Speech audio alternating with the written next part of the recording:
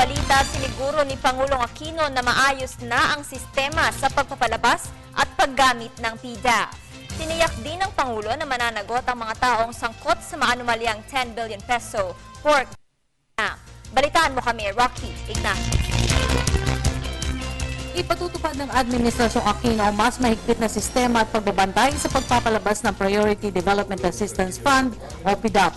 Hindi kasi pabor si Pangulo Aquino na tanggalin ang PDAF ng mga mababatas sa harap ng 10 billion peso pork barrel scam. So pag tinanggal natin po yan, parang inaasa na natin na alam ng national government lahat ng pangangailangan at natutugunan all the time. At medyo mahirap yata mangyari. So ayusin yung paggamit ito, dagdagan ng mga restrictions, lakihan, parang lawakan yung tinatawag na safeguards at yung monitoring ng mga implementation. Sinabi ito ng Pangulo sa harap ng panawagan na alisin na ito upang hindi na maulit ang bilyong pisong anomalya sa paggamit ng PDAF. Ayon sa Pangulo, may ginagawa ng paraan ng gobyerno para maitama ang sistema at hindi makalusot ang anumang uri ng katiwalian. Tulad na ng bagay, no? Merong mabuti paggamit, merong maling paggamit. Siguro ang makatwirang gawin ay yung maling paggamit ay patungan ng kaukulang kaparusahan. At yung tama naman paggamit, dapat natin matulungan. Dahil mas diretso nakakatulong ito sa mga komunidad.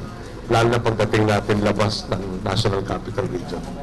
Isinulong kasi ang pag-aalis ng PDAF matapos mabunyag ang anomalya sa panguna umano ni Janet Lim Napoles. Pero gate ng Pangulo, hindi naman hihinto ang gobyerno na walang mananagot sa anomalya at bigyan ng katarungan ang sambayan ng Pilipino.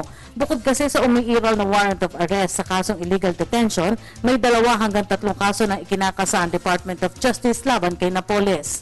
Dito, gusto ko ipangako sa inyo, nahuli natin yung unang may warrant of arrest. Tapos sana next week na-convict. Pero hindi ko ganun yung sistema. Sa totoo lang, taon ang aabutin. Pero yung itong kaso na kasampa, pagkaintindi ko, non-bailable, nakakulong na dahil nga doon sa illegal detention. Ngayon, ang inatas natin kay Secretary Laila de Lima, yung pinakamatibay na kaso, baka unang 2 o 3. Sa lalong madaling panahon, last week medyo nagkaroon tayong konting karamdaman, no? At hindi kami nakapag-meeting, pero pagkaintindi ko halos ready ng isang pa, at least 2 to 3 cases. Gate pa ng Pangulo, kung pagbabatayan ng report ng Commission on Audit, hindi naman lahat ay ginamit sa mali ang PDAF. Paliwanag pa ng Pangulo, bilang dating kongresista ng Tarlac, subok niya ang malaking tulong ng pondo, partikular sa mga pangangailangan pangkaunlaran sa mga kanayunan. Pwede ko lang, no? Kung ako po yung bagong kongresista, gusto ko sanang huwag nang gamitin yung PDAF. Ang nagturo sa atin ay ating mga kapitan na nagsabi, kung hindi ko tayo papalari na magkaroon ng sekretaryo dumalo at nakita yung ating makakulungan dito, hindi tayo malalagay po sa budget. Kailangan po meron tumututok dun sa kakulungan na hindi napupunuan ng national government.